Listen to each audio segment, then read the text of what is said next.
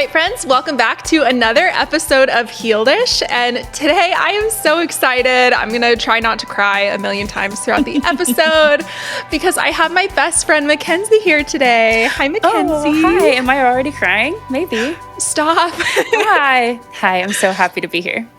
Our friendship is very deep. You guys might recognize her from the Overshare Hour. We have a podcast together, and we're actually going to be doing a religious trauma themed episode that's going to hit the feed on Wednesday. So we thought it would be a good time for her to come on and we could talk about her story, because how did we meet, Kenzie?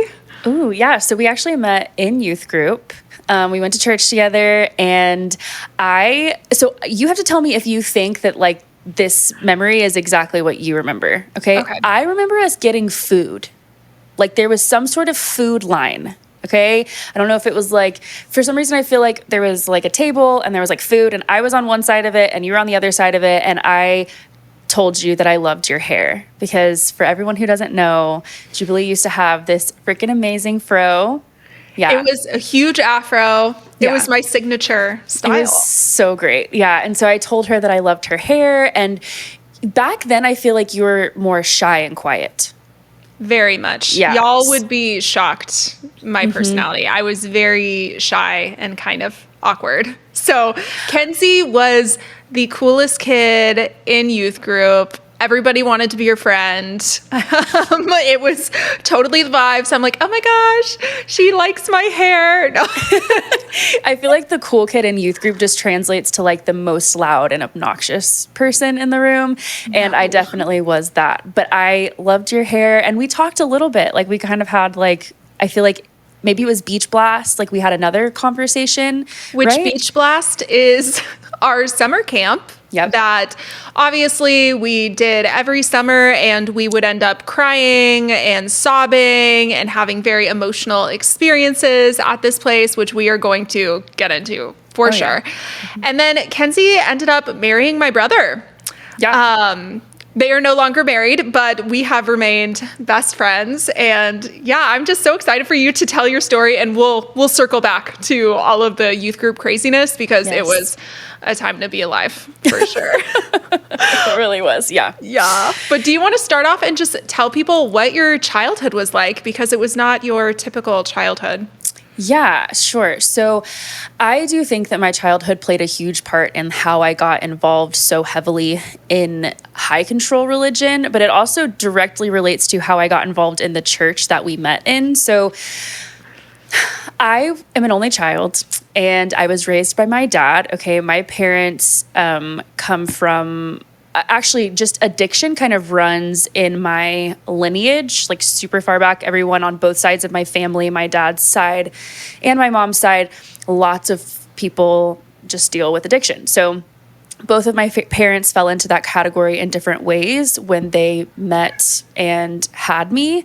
My parents were, I don't know if you know this, they were arch nemesis. They went to two high schools in the city that we live in that rivaled each other in sports. And my mom was a cheerleader and my dad played football, and their teams were rivals. And it was one of those the movie-esque, they really take it seriously. If you see them out on the street, there's fights and stuff. That's how my parents' lives were in high school. And so they met that way though. And they used to go to the same parties and whatever, right? Do the same things, but they hated each other. They didn't like each other. So they ended up having this I guess love-hate romance relationship. And here I am. Okay. So they graduated high school, but small town, big town vibes. And we don't come from a small town, but all of those people still hung out together. And so in their early 20s, yeah, they had me. Okay. And unexpected. Yeah. It was not planned, and they were not in love, but, as you did then, and still now to some degree, but especially then, and when your families are religious to some extent, they got married because they were going to have a baby. And there was just their relationship was tumultuous from the beginning. They struggled with a lot of addiction, alcoholism, drugs, things like that. And when they split up permanently, I was 7. So they split when I was 3, and then kind of on and again, off again until I turned 7. And my dad was a functioning addict and my mom was not a functioning addict. And so he got full custody of me. And in the beginning of that, though, they still kind of had a relationship where I would see her more often. But around this time, 7 years old, my dad actually got a DUI and went to jail. And he went to jail on the evening that he was supposed to be picking me up on our transition, like our custody transition. And I remember being in the room, like the back room of where my mom worked, on the phone, like the office phone, calling him over and over again and going to voicemail. Like, I just like, where's my dad? I was freaking out. No one would tell me. And then the next day he ended up picking me up. His dad bailed him out and he picked me up and we were in the car and it was silent. And I just had this feeling in my chest, like, I know something's wrong. He pulled me over on the side of the road and he said, I did something wrong and I made some bad choices and I went to jail for it. And he looked me dead in the eyes and he was like, and I promise you, I'm never going to do that to you ever again. And to that extent, he didn't. He really got his life together in a really big way. It was kind of a wake-up call for him. Around this time, he was also diagnosed with type 1 diabetes. And but later in life, usually you're diagnosed as a child with type 1. He was diagnosed in his 30s. And so he started to have some significant health issues. And his mom, my grandmother, after that event, the next Sunday, she was like, you will be in church every Sunday. You're getting your shit together. And so we did. The next Sunday, we walked in to the church that you and I met at. And on the front door, there was this poster for auditions for this play that they were going to be having at this church. And I looked at it, 7 years old, bright-eyed and bushy-tailed, and I was like, Dad, I want to audition for this. And so he took me to that audition that week. And he took me in, I auditioned with the group, and then they wanted to have me read separately because there was the cast was one of the little girls in the family was the main character. So I was auditioning for this role. And so they took me to the side and they were sitting there and they were talking to me about the role. And the woman who was auditioning and directing the show, she was like, you're nervous. Dad, will you read with her for this part? So he said, sure. And he read with me for my audition. And at the end, she sat there and she looked at him and she goes, I am not going to cast her in this unless you also take a role. And wow. My dad, again, was straight out of a jail cell. Next week, he's in church. He's, not doing so well, at a very low in his life, dealing with health issues and, all of the things, trying to be sober. And he looked at me and he goes, okay. And there started this journey of my life with my dad that I feel like I could write an entire memoir about, where we just lived on the fringes of another universe together and we're best friends. And it was we did everything together. That was the beginning of my acting, my love for acting. I still love acting today. And we did show after show together. We started doing community theater, and every play that was ever done at the church, my dad ended up playing Jesus in every Easter drama for That's how I knew your dad was. I was Kenzie's dad is Jesus because he played Jesus every year in the Easter play. So that is 100% how I knew you guys were the talent. I don't think what people understand about the church that we went to is that the family that pastored this church were Broadway trained actors, and their productions were full on. It wasn't just a little Easter drama. It was we were there every night, and it was full on production. And so we really delved into this life together, and it was I never slept. I just was this child of the theater, in the church, out of the church. And my dad was the kind of person who would wake me up in the middle of the night and be like, I bought a motorcycle, we're going on a ride. Or genuinely, I have stories of him waking me up in the middle of the night on a school week and being get in the car, we're going skiing. And we would drive to New Mexico and go skiing for a few days. And we just lived this crazy, wild life. But also in this wildness, he was not smart with his money, and I moved 19 times in my first 18 years of life, and we lived in tiny broken down apartments, and then all of a sudden we'd have a nice house, and then we'd be back to another shithole with cockroaches everywhere. And sometimes we had light and water, and sometimes we were buying jugs of water from the gas station so that I could bathe. And like, this was the reality of my childhood. It was just very up and down and different all the time, living out of suitcases, and then stability, and then not, and all of this happening at the same time when he was very ill. So I had the only stability I felt like I had in my life with my dad is the love and care that he had for me. I knew, like, with every fiber of my being that I was loved by this person and that I was his favorite person in the world. He never dated. He like completely just gave up all dating. I think he dated one girl when I was in high school, and it lasted like a year. But he like didn't ever spend any time away from me when I was with him, and just poured himself into his relationship with me. And I loved him for that. But I didn't know any different. I didn't know any different life or what stability was. And on top of that, his illness was really, really, really severe, and he didn't take care of himself. So he was, there would be times that I'd come home from school and he would be in a diabetic coma on the couch, and I'd have to call, my family to come. And this was just the reality of my life. And all through that, my mom, after she lost custody of me, I would say her addiction took a really big turn for the worse. And when I would see her, I would go stay at her house sometimes. And, my experience with her was she would make me like a big batch of spaghetti and some brownies, and then she'd leave and she'd be gone for days at a time. And I'd be asleep in the bedroom one night, after a few days of her being gone, and she'd just, all of a sudden I'd be woken up in the middle of the night to her sitting over me, and I could tell, she was high or strung out. And, she would either be like, I just love you so much, like, just having these emotions toward me, or, she'd be very enraged, and she would say things like, you hate me, you never want to be with me, you might as well just go live with your dad and never see me again. And that kind of led her into just a spiral. It came from a lot of hurt and pain of the loss of me that she didn't know how to show up any differently, So that was my relationship with my family. And through that, I also had like a very 90s, early 2000s childhood. I spent a lot of time with my cousins because I was an only child, and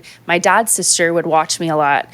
And in that relationship with those family members, I was sexually molested by a cousin. And that went on for years in my life silently because, I just didn't know. I didn't know how to talk about anything like that. And all of this stuff was happening while I was simultaneously living the childhood of my dreams. There was so much of my life that I even then knew no kid gets to live a life like this and get to experience their parent the way that I get to experience my parent, or feel the love that they get to feel, or the excitement, and the craziness of my life, and also holding just so much trauma that I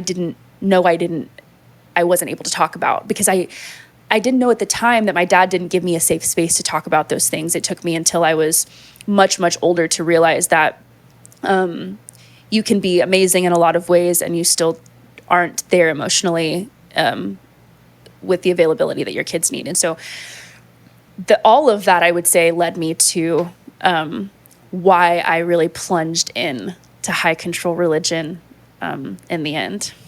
Yeah. So at what age did you get really involved with this church? So obviously you were doing the plays and like that when you were younger, but what age did you start attending the youth group and getting really plugged in that sector? Yeah, I was 11. So I was 11 years old. I was in 6th grade, as old as my daughter is now, same grade. That is insanity. Is that not nuts? Mm-hmm. Yeah. I was literally like, I had my first kiss in the elevator at church when I was that age. Not that I wanted to. It was creepy, right? That's a story for a different. Yeah, so super creepy. But it was like on a Wednesday night. So yeah, my whole life it was like full on from 6th grade till I graduated from high school. I think that first it started as friend family. You just wanted to go and be around all your friends, and it was just great to be around a bunch of people and that you knew. And I'd already gone to church, and I also went to the school that was at the church for a while. So there was, I went to didn't know school that. there. Yeah. So there were already people that I was so close to for all those years. And now to get to see them every Wednesday and every Sunday, it was just like that friend thing. But then they get their hooks in you with their theology slowly but surely. And I became completely, I would say, radicalized in my faith in those years. Yeah. And I think that my experience with our youth group is it was a lot of fun. I know I tell a lot of really horrific youth group stories. And don't get me wrong, we did have the box of chocolates, you lose your worth, you're not going to be whole for your husband. Like, we did have those things, but a lot of it was games, silly games. We would go to Beach Blast, and I just loved summer camp. It was my favorite time of the year. And that's where we met, I think, was Beach Blast, or at least we talked around more the time. there. Yeah. But like you said, it turns into something more, which was this very emotional experience where I'm sure so many people know exactly what I'm talking about. The everything skit. Do y'all remember the everything skit from Lifehouse? And basically it is this skit where it shows this girl going through a really hard time. It implies that she sleeps with people and she's drinking and she self-harms, and then Jesus comes and they dance together. And I was just crying all the time at youth group. And it felt like that was the point, was to get to that emotional state. And it's almost like there was this buildup of it all week during the summer camps. So yeah, I would say that all of us took our faith very seriously. All of us who went to that church, we were riding the train for sure. Absolutely. Yeah. And I think too, like, it was just this idea, and I think that's part of why I clung to it so much. The everything skit is a really good, like, picture of what I found in totality in youth group, which was, look at all of the problems in your life and all of the things and the fact that you don't have a mom that's around, and, you know, look at all the struggles, and this is what your life looks like. And then Jesus is going to fix it all and make it all better. And you're never going to experience this pain ever again. It's the idea that the second you get saved, like, all of the weight of the world is supposed to just lift and you're just going to live in blissful relationship with God forever. And even though that never proved true in my actual life, that, like, the second I got saved, nothing bad ever happened again, or I never felt sad a day in my life, or I was just blissfully happy in my relationship with God, or peaceful, you know, even if happiness wasn't the goal, but I had, like, this everlasting peace. I wanted so badly to believe that that was true, but if I really looked back over my life, I mean, life was still happening. I just had this delusion to hold on to that none of it mattered, or I didn't have to pay attention to any of it, or I could just almost, it was the spiritual bypassing of life, of just being like, if I have this thing, I don't have to think about any of the other things in my life anymore, and I could just keep focusing on this. And I thought that that was working for me, and it was the Kool-Aid that I was drinking for a very long time. Yeah, do you agree? Like, is that something? Yeah,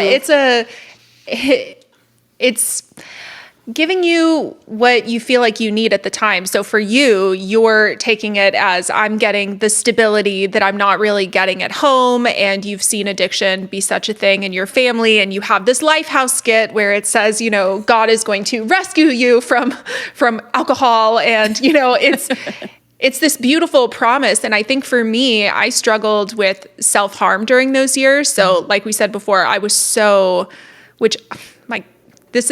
maybe I shouldn't say it. Okay, trigger warning. One of the girls from youth group actually showed me how to self-harm. And she ended up being my first girlfriend. So there was a lot of trauma that I experienced at youth group. And that ended up being a self-harm addiction that I had for over 5 years. And I distinctly remember it was a big deal if I could go a couple days without doing that. And seeing those skits, it felt like I needed to keep coming back in hopes that maybe the next worship service, something is going to get through to me. Maybe I'm going to be fully healed. And I remember just being desperately on my knees at Beach Blast, thinking like, I'm going to do the altar call and things are going to be different this year. I'm not going to hurt myself anymore. I'm not going to be depressed. And looking back, we both had very serious mental health things going on with us. I mean, you had experienced abuse from your cousin. I was also sexually abused when I was younger and had PTSD. And I was just clinging to this idea that something was going to fix me. If I just like got in the right space mentally during a worship service, I could leave all of this trauma behind and be a completely different person. So yeah, I think the hope of stability and peace, which is what we were told we would get if we gave everything to this, is what really drew us into entering into high control religion. Yeah. And okay, so you know how like you would go to Beach Blast or go to anyone who's listening, right? And they go to a different type of summer camp that's very similar. I feel like they're all the same to some extent. But you're riding this high the whole time. It's the music, it's the lights, it's the life-changing skits, you know? It's the small groups where you you confess all of your sins, and then everyone's just sitting around making promises that they're never going to go back to these things, right? Every year you go, you get healed from all of this stuff that you've been carrying for the year. You think like you're this new person. And then at the end, you know, the last night, you're having the big worship session where you do the altar call and everyone's emotional. And then notoriously or inevitably, someone comes up onto the stage after or in the small group following, and the entire conversation is, okay, now how are we going to keep this high going once we leave this place? Did you ever have that conversation where it's like, yeah, so it's like the way that I'm tearing up hearing you talk about it, because I actually forgot about that. But it's so true. That is how the end of every camp happened, was you're going to go back to your life. You're going to be so tempted to forget everything that you learned here. All of the, like, you're responsible for keeping your healing. Yep. There was always that conversation that happened at the end, and then the inevitable letdown of going back to school, realizing that I still had depression, that I still had PTSD, and then just hoping for the next Wednesday or the next Beach Blast to heal me again. Yeah. Which is so interesting how you go and they create this entire isolated environment that is very highly emotionally manipulative. They spoon feed you this fake healing, faux healing, right? Or it feels very real at the time, but it's just like this healing that they say that you're getting from God and the Holy Spirit. They create this environment for you to experience all of these things. Everyone else is going through the same elevated experience. And then, like you said, they tell you, okay, now it's your job to make sure that you continue to feel this way and out there in the real world. Yeah. And you're a child and you have no tools. And I think the reason that they have to say that, or that that's even a conversation, is because it's not sustainable. It's not a sustainable or real life to live. You don't just live on a spiritual high forever. You go to these places, you start to feel like, oh, maybe hope is possible, but it's given to you in this very unattainable, unrealistic way. And then you go back out into the world, and if you don't continue to live the way that you said you would, or the way that you emotionally felt that you could when you left that place, then you're shamed for it and there's something wrong with you. Which the letdown from that, the depression spiral after that is even more intense than it was before you had the experience in the first place. Yeah, definitely. So and it felt like youth group was totally our family too, and our home base. And when I think back to going back to school after Beach Blast, oh my gosh, me and my brother, we brought our Bibles to school. Me too. We had it on our desk. Mm-hmm. On our desk. Was I reading it? No. But did I put it on my desk in hopes that somebody would ask me why I brought my Bible to school? We were definitely those kids who, I think that set all of us up for joining high control religious spaces, because we were told this is the entire point, to maintain this high, to maintain that same feeling that you get at a summer camp. So why would we not join ministry schools where that becomes your entire job? But I guess before we get to that, do you want to talk about how you, not in so many details, but how you ended up getting married and meeting my brother, and how that led into the high control space that you ended up in? Yeah. First, I want to talk about a little bit about high school. I met your brother at Beach Blast, actually. We met at church camp. And I met your family. Once I realized that you were part of that family, and then meeting your family. And to me, I had never come from a family with siblings. I didn't come from a family where the parents were still married, where it just seemed, again, like it mirrored that very stable, Christian environment. And I wanted that so desperately. And I fell in love with you guys so, so, so deeply. And so there's so much that I'm grateful for. If I could go back and do it again, I would not have gotten married as young as I did, and I would have made different choices. However, that does not discount all of the things that I would say, like, I'm so grateful that I have because of the choices that I made. But what I wanted to say is that when I was in high school, I went to a theater school. So it was a magnet school for musical theater that I had to work hard and audition for and get accepted into, because I wanted to be an actress. That's what I wanted to do. I wanted to go to New York and I wanted to do musical theater. And I took that seriously. It was never something that I looked at as a pipe dream. That's another thing that I appreciate my dad for, is that he never made me feel like it was. He was always like, you can do whatever you work hard to do. And so I was going to the school. I went there as a freshman and a sophomore. And I came back my sophomore year from Beach Blast. I was dating your brother at the time. And I guess he was going to college that next year. So I had my Bible on the desk, and I was being a good Christian. And even though I still was very much a regular kid, I had someone tell me one time, they're like, you walk around with your Bible the way you do, but then you're saying fuck every other word. And I was like, well, I realized that, like, I wasn't just, that people saw me, like they saw that I wasn't just like this person. But I remember I had this dream one night. And because of this school that I went to, we went to all of our core classes at this regular high school, but then all of our magnet classes were taken on a different building on campus. And we were just very close. I mean, we spent every waking moment together.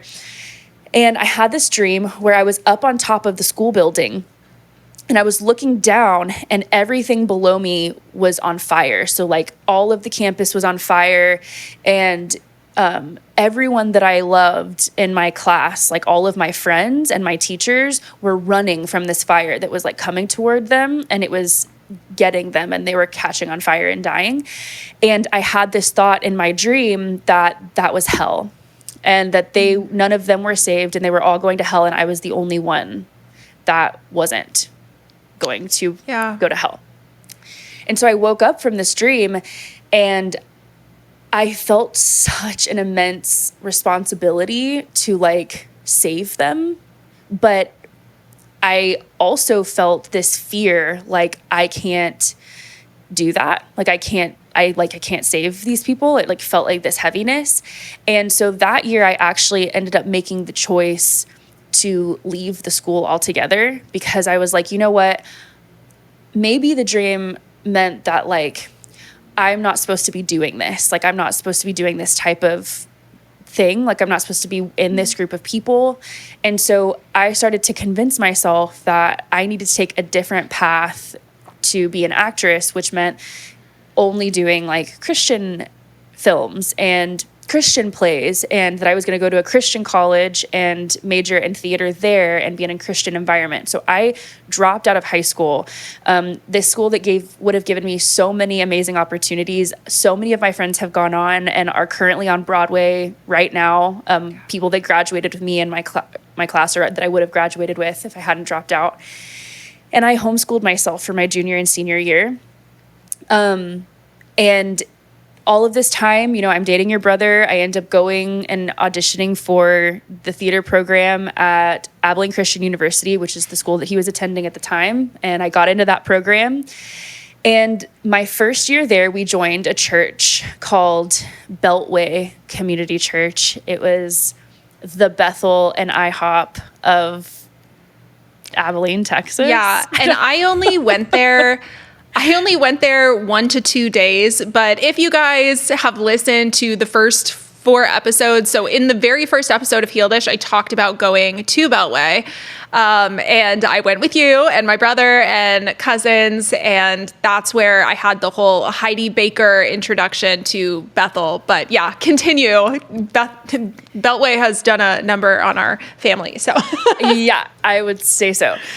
Yeah, so we joined this church, and all of the girls that were in my dorm room that I had connected with, they all went there, and they're cool. I mean, cool people. Like, I loved them. And they kind of just like mirrored the experience of high school youth group. Like, it was just like the next step in the same direction. And so we get really hooked up in this church, and I guess the people that we met there, I don't know if it was actually Beltway that talked about the International House of Prayer, IHOP, the cult that I ended up joining, or if it was a roommate of your brother's that ended up telling us about it. It might have been, but also going to Beltway. So this is how it all started. We got invited to go to the International House of Prayer. They did this big conference every year on New Year's Eve, and you would go there, and it's basically like camp on steroids for one night, right? Youth camp on steroids. So we went, and on this night, they were talking about becoming a missionary and giving your life to God and service to Him and being the ones who are chosen. And it was basically like, are you the special kind of Christian? Like, are you the best kind of Christian? Or are you just like a lukewarm Christian that Jesus is going to spit out of his mouth? Yeah, like, tell me, are you worth something? Yes. Do you actually love God? And I feel like during this time too, I look back at this time and there was so much, so many rigid rules that both of us were following at the time. It was very performance-based, very... I distinctly remember going to Beltway and they talked about pro-life. And I remember sitting with you, I don't know if you remember this, in the Abilene library. And we looked up every organization that donates to Planned Parenthood. And we were like, we are going to boycott all of these places. We did? We did. And because we were convicted after this talk, which, okay, now Kenzie and I are very pro-choice, but we were extreme. So I can imagine going to IHOP and it's being reiterated to you, are you serious? Are you really serious about God? Are you willing to let everybody die? Or are you going to save the world? What's your choice, Kenzie? Exactly. Yeah. And so your brother, I always wanted to do missions. I mean, I think doing some sort of ministry was kind of always something that he wanted to do. And I was for that. There was no I didn't hate that idea. It just wasn't like I wanted to be an actor. Like, that's what I wanted to do. And that's what I wanted to do my whole life since I was 7 years old. And so we go to this conference though, and we're standing there and I'm feeling that emotional high. I'm feeling that panic arise in my body, which is really what it was, of choose now. It was like the spiritual equivalent of the gun to your head. Like, are you a Christian? You know that, I don't know if anybody who's listening knows what we're talking about, but a lot of times when we were in church or, Christian groups, and they would say, if you were in school and someone came in with a gun and put a gun to your head, would you say that you're a Christian? Like, if they said, if you're a Christian, I'm going to shoot you, would you say yes? And they would be like, really? Like, think about that. What are you going to say?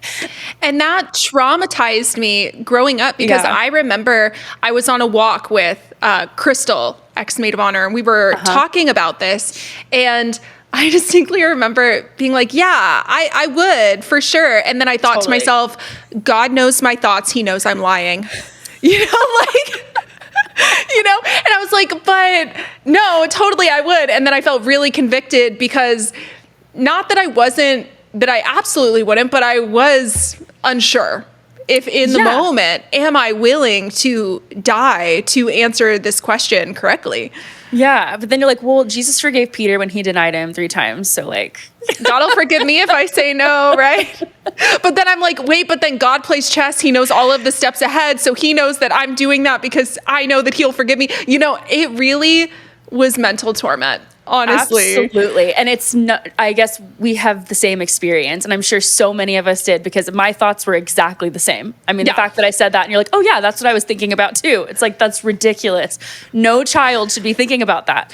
Babies. Yeah. We should not have been thinking about that stuff. So, so I'm in this moment and I'm really feeling like, yeah, I could go back to school and continue my musical theater degree and move to New York and be an actress and live a very selfish, godless life. Or I could give up all of my hopes and dreams and become a missionary's wife. And so I did that. We left. So you chose right. I chose the right choice. Yeah. Obviously. I did the right thing.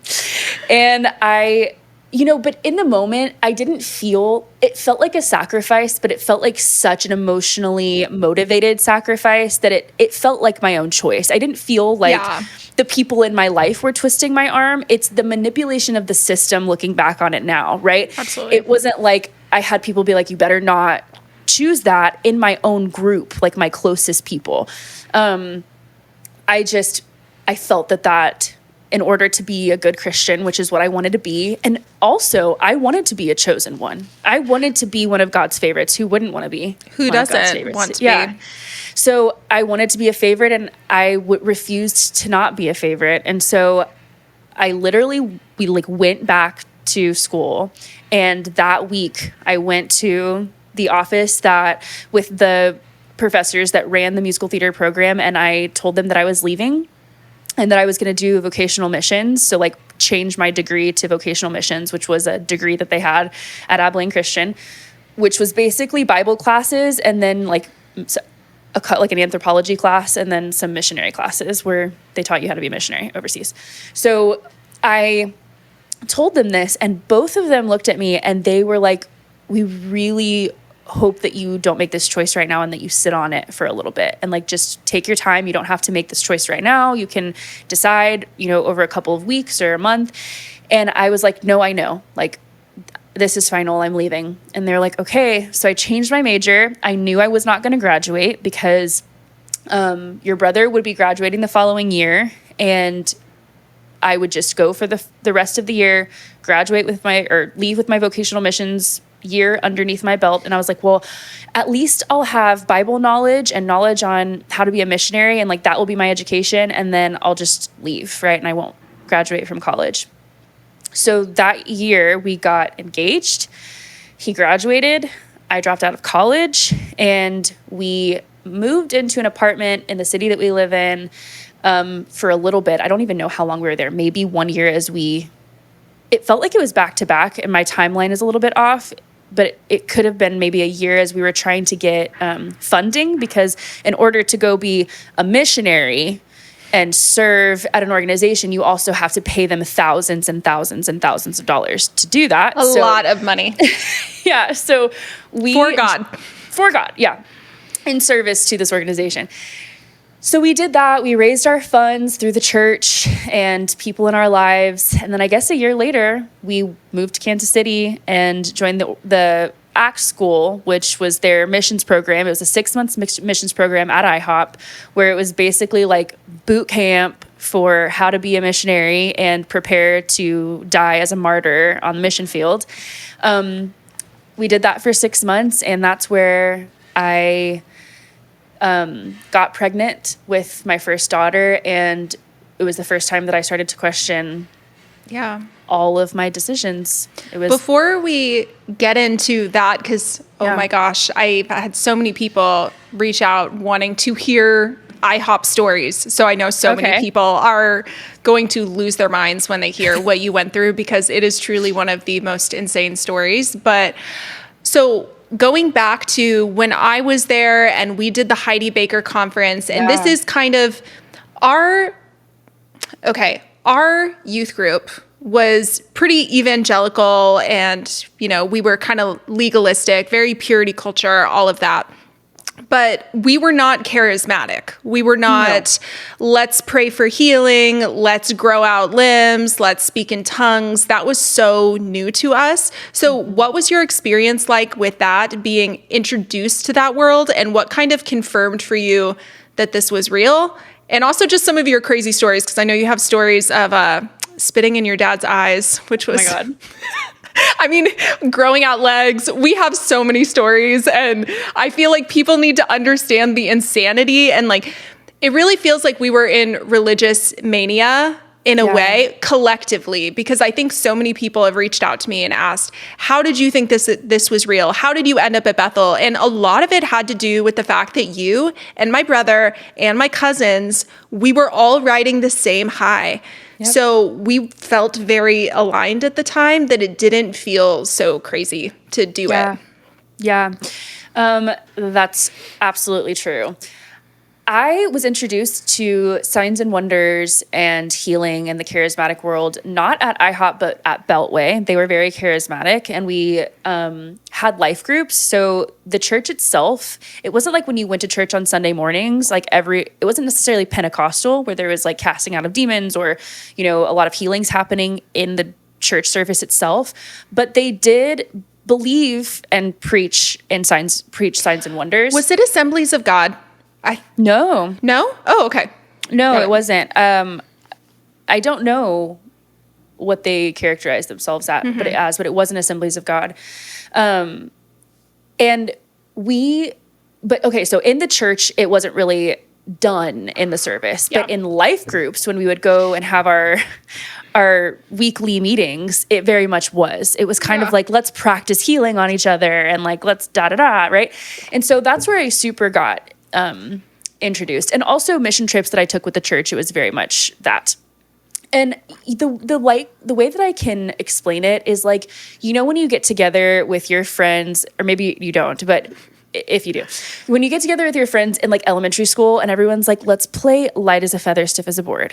Did you ever play that? No, but that name sounds so familiar. Okay, so it's this game where one person lays on the ground, and then all of the other little girls, they get around and they put their 2 fingers underneath the body, and then they chant together, light as a feather, stiff as a board, until the person levitates off the ground, right? And of course it happens every single time. Because witchcraft. Witches. Exactly. Yeah. And everyone knows this is not happening. But every time you do it, you're like, oh, she did it. She totally, and then the person screams and like, I'm floating, I'm in the air. And she's laying on the ground, but everyone's like, she's totally in the air. And like, it's absolutely happening. And then they go to school the next day and they tell all of their friends about how they made Susie fly at the sleepover. Love this. That is charismatic Christianity. Absolutely. It feels like celebrated losing your mind. Yes, like it's not real. We all know it's not real. And yet everyone's like, it's so real. It's crazy. Like it's absolutely happening. Yeah. And then I look at the people around me and I'm like, well, they think it's real. So it is. There's this bit of doubt, but nobody's saying it out loud. And that's how I felt with tongues, is that when I first, which Kenzie, you have to share that story of how you sent me to a room. But it feels like that same thing of when everybody's so happy that you're speaking in tongues, you feel like, oh, this is real, because if it wasn't, somebody would be calling me out. Somebody would be saying, hey, that's gibberish, but you feel, okay, well, this is it. And we're all doing this together. Yeah. And when it's your peers, but also like the 100-year-old man on the stage screaming that like God's going to heal the world, you're like, I guess he is. Totally. Of course he is.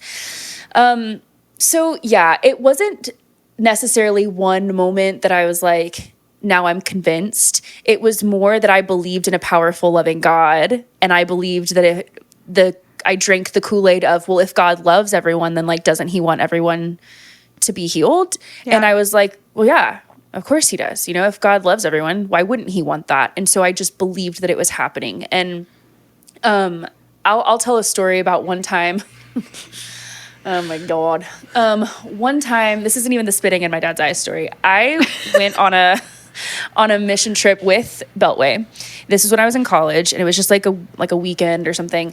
And we went to somewhere in Texas, but this place, we were going to do signs and wonders. Like, we were going to pray to see people healed. And we were all in the morning, like in the conference room at this hotel, like hyping ourselves up, like it's gonna happen. And we went out into the streets and went to this apartment complex that was, the majority of the people that lived there were Indian, and they did not speak English. So, and we didn't have a translator, you know?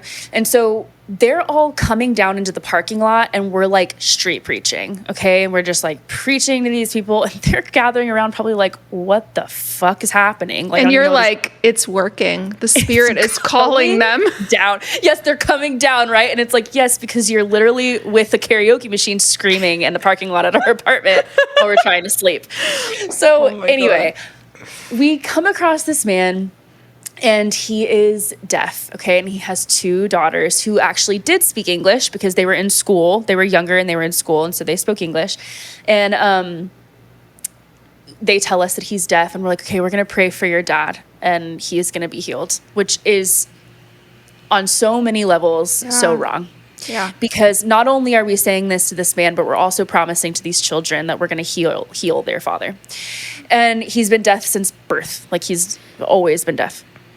So they tell him, you know, they're using some sort of sign language. It isn't something I recognize, but they're communicating with him. And he's like, okay, like, he gave us the consent. And so me and a group of other people have our hands on this man's ears, and we're praying. And every time you pray, so you pray that for healing, and then you ask them, okay, do you feel any different? Scale of 1 to 10. Scale of 1 to 10. How deaf are you? And the little girls would ask, and he would be like, yeah, I can't hear anything, right? Yeah. And so we continued. I kid you not, I don't know how long we were praying for him, but we kept going because every time he still couldn't hear, and we were just so sure. And I also think at some point it's like, well, we can't give up. Like, how do you give up? How do you just say, like, I guess God's not going to heal you? So we just kept going. It could have been like 45 minutes. It could have been an hour. Like, it could have been longer. I mean, we were going, and he was just standing there until eventually we were like, okay, like, how any different? And he just goes, yes. And we asked the little girl to say something, like, to talk to him. And she was like, can you hear me? And he goes, yeah, I can hear you. And she was like, oh my gosh, like, my dad can hear me, you know?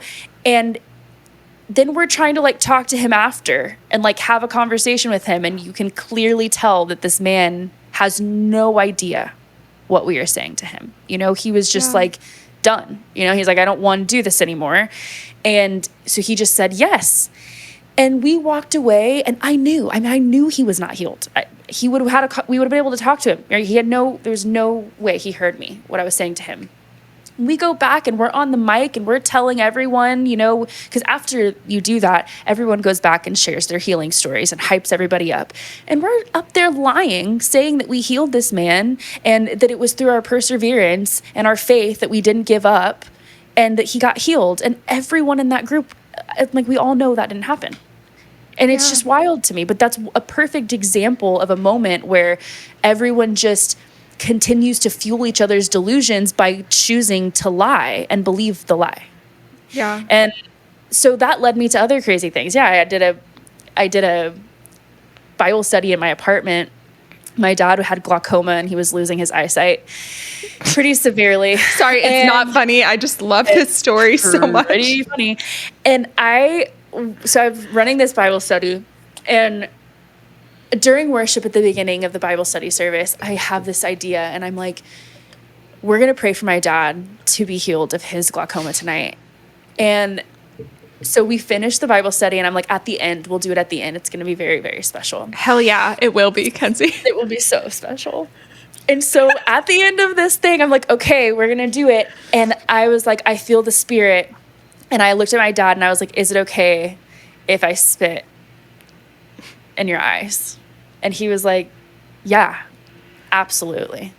Wait, what? Why did he say yes? Because he thought it was going to work. He did. Okay. Yes, Yeah. my dad was okay. So just for everybody, okay, my dad was an alcoholic drug addict. Okay, he had a very supernatural experience that I did not give the details of when he had his time in a jail cell. All right, It's actually kind of cool. Yeah, should I share it? Sure. Like, briefly. Yeah. Okay. So he's in the jail cell. He wakes up like in a drunken stupor, like he was passed out on the floor of this jail cell. He wakes up. And this guy is sitting on the cot in the jail cell. He throws one of like the Gideon's Bibles that they give out in prison, that's like the Psalms and the Proverbs in the New Testament, at him. And he's like, read this, it'll change your life. And my dad's like, I read this before. And he was like, read it, it's going to change your life. And so my dad started to flip through the Bible while he's laying there waiting to get bailed out from jail. And he said he felt like the weight of addiction like leave his body, and he was like, I literally felt healed from addiction in that moment. And he went back to try to find this guy later to then thank him and like try to go see where he was or see if he could go meet him in prison. And there's no record of someone ever being in the jail cell with him, he says. Okay, that's the story. And I was told growing up, or at least when I met you in high school, when I was told this, I was like, the guy who played Jesus, an angel came into his jail cell and gave him a Bible. And yes. that is the story that we were always told. And it was, I mean, that really changed his life, honestly, that entire situation. Yeah, it really did. And so he, you know, that it wasn't a far jump for him at that point to then also believe these things, because he'd already had such a crazy life transforming experience that felt related to this religion. So, and I don't dog him for that. Like, you know, I still have questions about lots of things, but that is something that he's always lived with. So he was kind of, as I was growing in my charismatic craziness, he was chugging along right beside me. Like, this is great. So he's like, sure, spit in my eyes, girl, let's do it. So I like spit in my hands and I like put them on my dad's freaking eyes. Yeah. And I pray that he would be healed from glaucoma. And the thing about my dad is that he's not going to lie. And so I took my hands off and he's literally, it's so gross. He's like wiping my spit off of his eyes. I'm like, so are you still blind? And he was like, yes, I am. And so in front of all of the people and their friends who like I invited to come to my apartment for this Bible study, I spit in my dad's eyes and prayed for his healing, and it didn't happen. And then everyone just awkwardly was like, next time, gotta go, and then just left.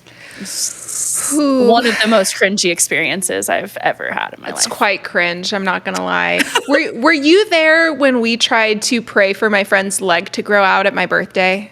Yes. Yeah. Okay. She said, we fully thought that her leg grew out, which, do you want to explain this, Kenz? Who did this start with? This was such a fad during the time that we were charismatic people of the leg growing out thing. Do you mean like the person, like Todd White? Yeah, it was Todd White, right? Yes. So there's this man, he's a street evangelist. He has a crazy story, and his gimmick is going up to people on the streets and having someone videotape him and him being like, can I pray for you? And then like putting their legs out and then seeing one that is longer than the other and be like, I'm going to pray right now and God's going to grow your leg out. And so we all got on this growing your leg out train and just were going around all over the city trying to find people to pray for.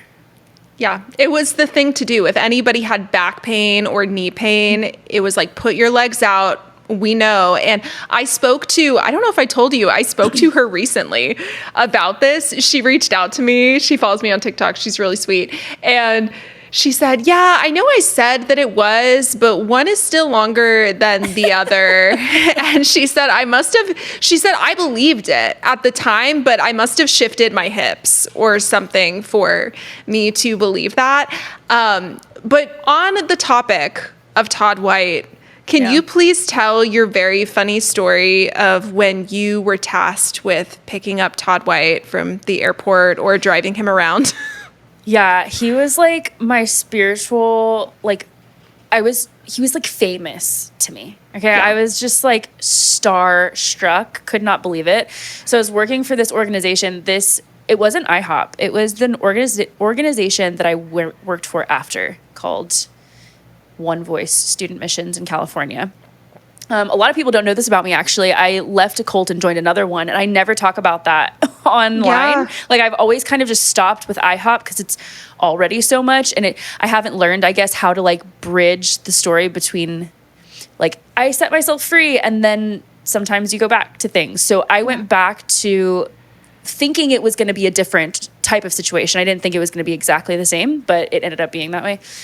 So Todd White was invited to speak at a conference that they were holding or closely working with. And that he needed a chauffeur to drive him to and from places. And so when they said he was coming, they tasked me with doing that. And I was so stoked. I couldn't wait. But they also gave me like a list of rules or like things that he needed. So like he only ate certain things. I don't really remember what they were, but I do remember the one thing was he only drank Fiji water. So like he would not drink any other kind of water, Fiji water only. But we couldn't As find, Jesus would do. as Jesus would do, right? Just like Jennifer Lopez, she like only bathes in Evian water. That's Todd White. So he was like, so we're looking around everywhere. Like everyone's like looking for Fiji water and no one could find it anywhere in time. We could only find like this water called Essentials. I don't know if you know what that is. It's another type of water. Okay. That has, I guess, a pH balance and I don't know, like Something good. minerals. Yeah. I don't know. I have no idea, but it was like a very fancy, expensive water. So we got that instead. And he was like totally annoyed about it. Okay. He's like, it's not Fiji. So we get into this car.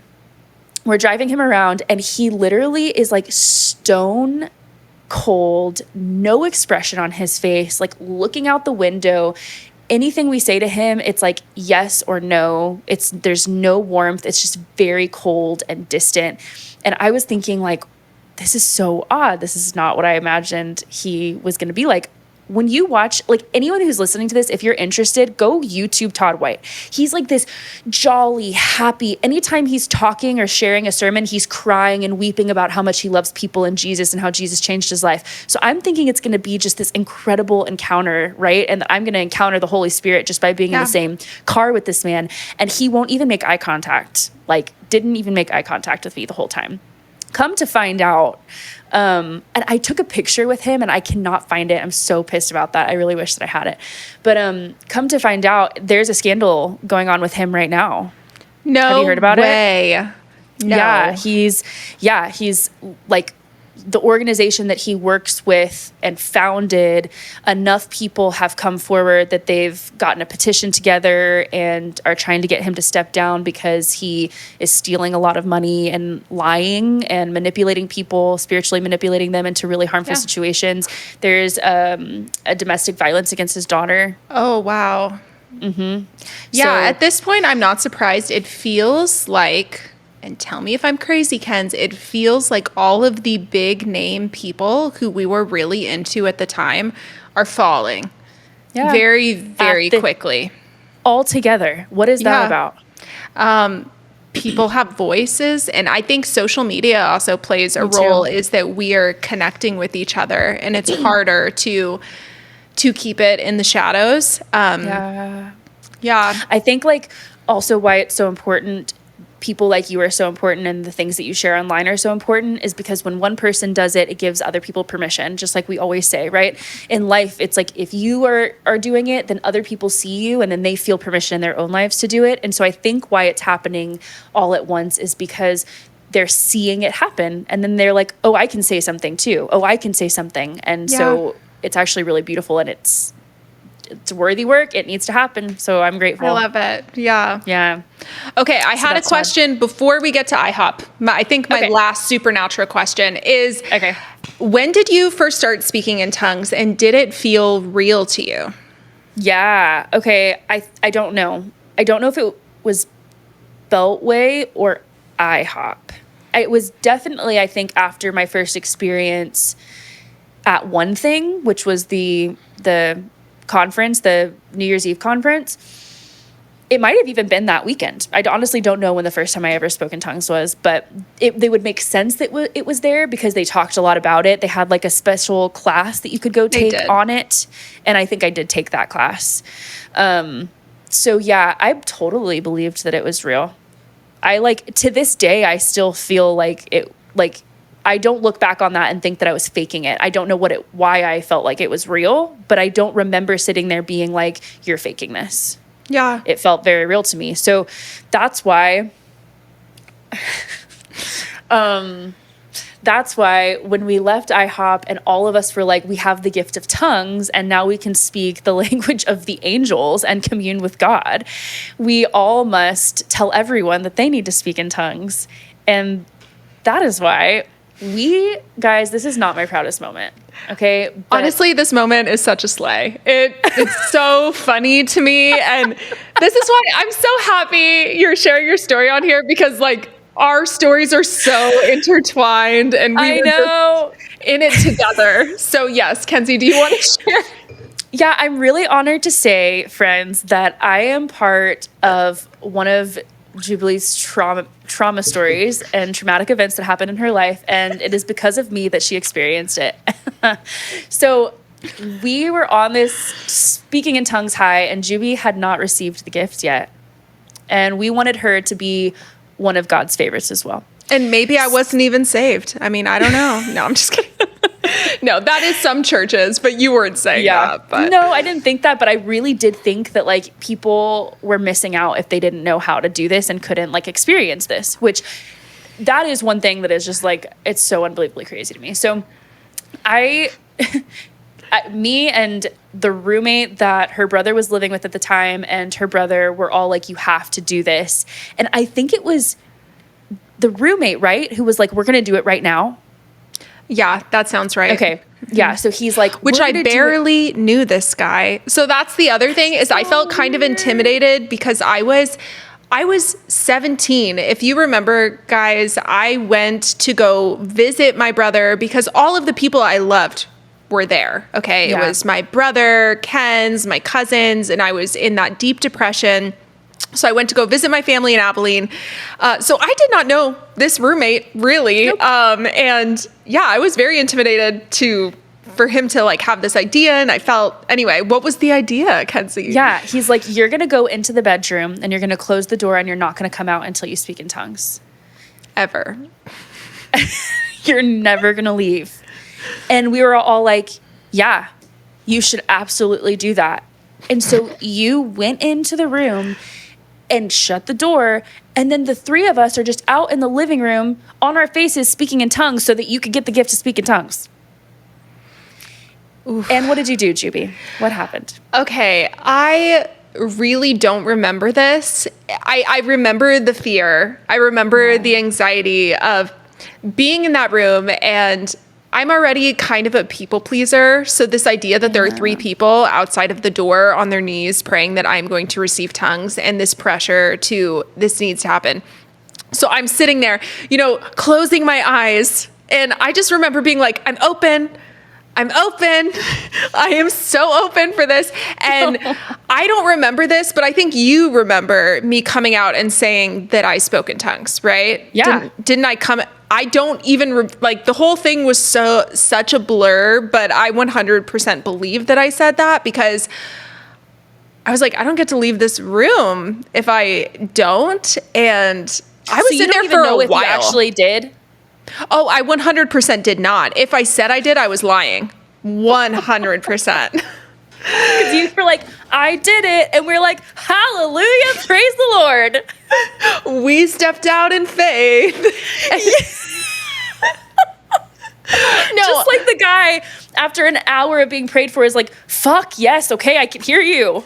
No, and that happened all the time at the Bethel Healing Rooms is we would pray over and over and over again, and people would say, yeah, it feels 10% better. And we're like, hallelujah. Keep it's that great. With you. Say, go home and say, thank you, God, for the 10%. I'm believing for the 90. That is so the verbiage that we would do to like awkwardly try to stop praying for them.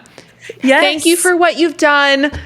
Finish it at home kind of vibe. But yeah, no, the time that I spoke, quote unquote, I thought I spoke, or I was told I spoke in tongues, was with my roommate at Bethel.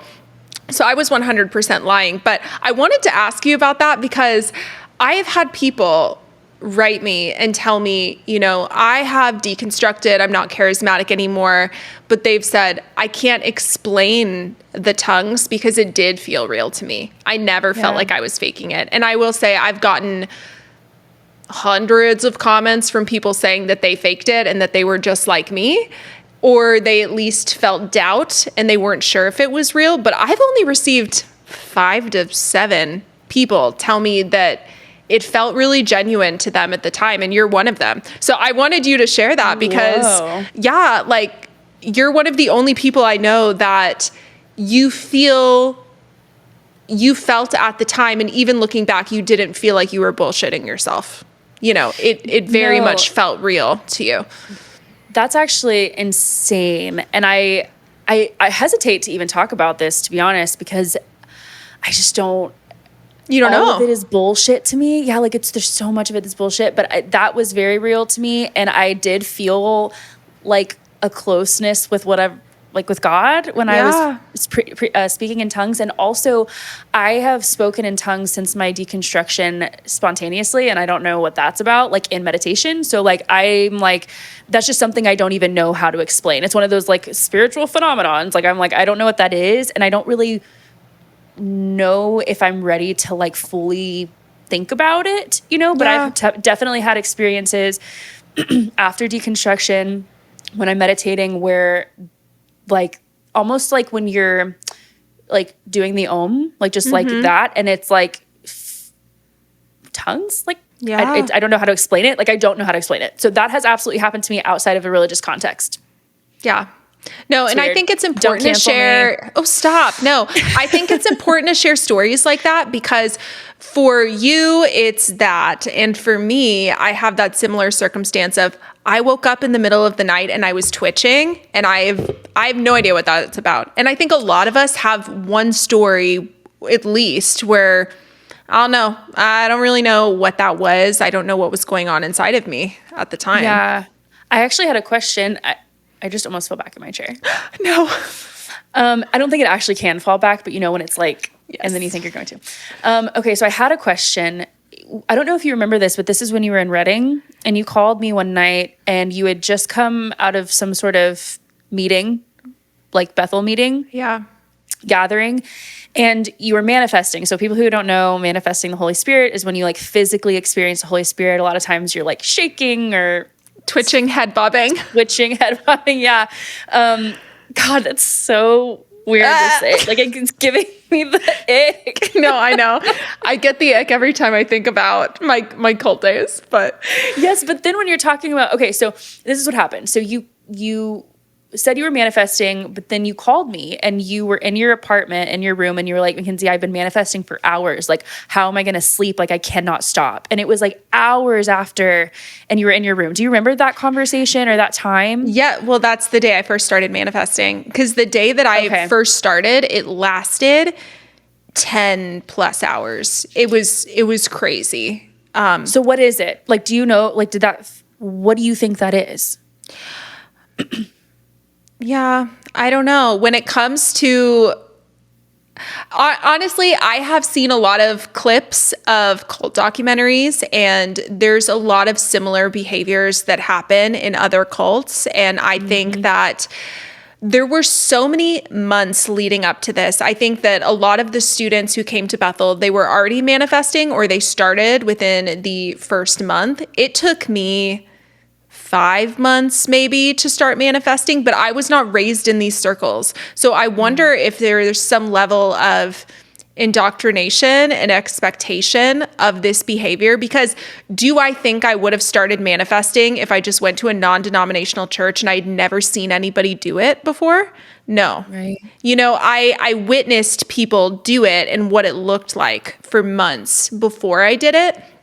And when it happened to me, everybody was on the floor and it was at the Civic Center. Everybody was on the floor and people were manifesting during the break. So we had lunch break, bathroom break. And one of my friends grabbed my arm and said, Juby, come here. And they were laughing in the spirit, quote unquote. And I remember I started laughing, supposedly in the spirit. And then that's when I started manifesting. But everybody around me was manifesting. So in hindsight, do I think that there was a lot of cult? I mean, I would love more research to be done on what is actually going on in people's brains when they believe that they are manifesting. And I know that as the day went on, I had prayed so long that God would touch me in this way because I felt so jealous. It's kind of that similar thing that you were talking about is, do you want to be God's favorite? I'm sitting here seeing so many people manifest and feel like they're feeling the Spirit of God. I'm not feeling the Spirit of God. And I would sit there and pray and say, God, please, please, please do this to me. I just want to feel this experience that everybody else is feeling because I felt really left out and not holy. And I remember as I started manifesting, I thought to myself, I don't want it to end. And I kept it going. In my opinion, this is how I view it now, is I kept this thing going for 10 plus hours because I didn't want it to end, because I didn't know if I would ever do it again. And I think that there was some level of fear of once I stopped this movement, and also my body even just mimicking the repetition. So at this point, I've been bobbing my head for 10 hours. And at that point, it felt like a familiar movement. So to stop it, it was easy to keep it going. Now, what I can't explain is that I had a dream that night that I prayed for someone, they got healed, and I woke up in the middle of the night manifesting. Maybe I consciously did that. I don't know. I was half asleep. I'm not really sure. But that was the only time where it felt out of my control, to my knowledge. All of the other times that I manifested and did fire tunnels and all of that, I can 100% believe that I started it. Yep. There's nothing that felt like, oh, it so came over me and there's nothing I could have done to stop it. I remember I would see people manifest and I would think, oh, this is so horrible. But I remember maybe subconsciously I'm thinking, oh, that's like in my wheelhouse now. I do this now. So it was easy to do it again once you've done it once. And then there's just a lot of confirmation bias if everybody else around you is doing it, and this kind of group think thing that your brain goes into. I think that is a great way to explain it. I was wondering what your thoughts were. And I would say there is probably a psychology to it, and then also an energetic component, the same way like when you have a panic attack and your body shakes. I mean, there are... okay, so Sam came on a few episodes ago, and she's a somatic therapist, and in it she talked about that because she was a big manifester. I remember she would shake her head, and to the point where people would call her Storm because, I think that's fantastic for, I don't know, something. She looked very woo, when she did it. And she said, looking back now, I love feeling out of my body. I love spiritual experiences. That's very me. And it's the same sensations that you have when you have a panic attack. You shake when you have trauma. Our bodies respond in very physical ways when we are having an emotional experience. So it's interesting. Or even a physical release. I did a yoga to release trauma from my groin area a while back. This was 5 years ago, and I just did it by myself in my room, and it was specifically to release tension in your hips and your hip flexors and your groin, where you physically hold trauma. And my body, because of the stretches, shook for 30 minutes, but it wasn't an emotional, I wasn't manifesting. I was having a physical release of this tension in my body, and it reminded me of those times. And I'm I do believe there's such a strong connection through our mind-body connection, right? So absolutely. I just wanted to know your take. Yeah. Yeah. Crazy. Well, do you want to tell us about your IHOP experience? Because it was one for the books. We're going to hit pause here on part 1 of Kenzie's story, but don't worry, I am not making you wait. Part 2 is already up so that you can go and listen to it. And it would mean the world to me if you guys could leave a positive review for Healedish if you like the show. It really helps the show grow. So thank you guys so much for all of your support, and I will see you over there for part 2.